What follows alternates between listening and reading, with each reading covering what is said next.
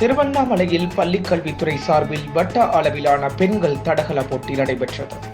இந்த போட்டியில் வெற்றி பெற்ற பெண்களுக்கு ஹேண்ட்பால் சங்க மாநில துணைத் தலைவர் இரா ஸ்ரீதரன் பரிசுகளை வழங்கினார்.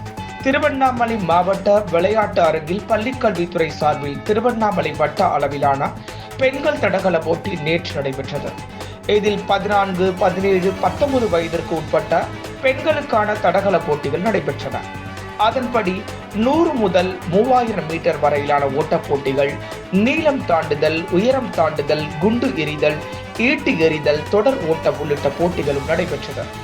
இதன் தொடக்க விழாவிற்கு மாவட்ட கல்வி அலுவலர் கே காளிதாஸ் தலைமை தாங்கினார்.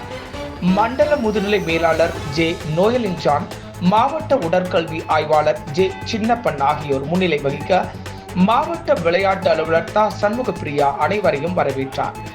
இதில் சிறப்பு அழைப்பாளராக கலந்து கொண்ட தமிழ்நாடு மாநில ஹேண்ட்பால் சங்க துணைத் தலைவர் இரா ஸ்ரீதரன் தேசிய கொடியினை ஏற்றி வைத்தும் ஒலிம்பிக் தீபச்சுடரை ஏற்றி வைத்தும் போட்டிகளில் வெற்றி பெற்று முதல் 3 இடங்களை பிடித்த மாணவிகளுக்கு பதக்கமும் சான்றிதழ்களையும் வழங்கினார். தொடர்ந்து பெண்களுக்கான தடகள போட்டிகள் நடைபெற்றது. இந்த போட்டியில் சுமார் 250க்கும் மேற்பட்ட பெண்கள் கலந்து கொண்டனர். இதில் சங்க துணைத் தலைவர் எம் அருணை ஆனந்த், ஒன்றிய குழு உறுப்பினர் பி யுவராஜ், வேங்கிக்கால் டி பரத் உள்ளிட்ட அரசு அலுவலர்கள், உடற்கல்வி ஆசிரியர்கள், மாணவிகள் கலந்து கொண்டனர்.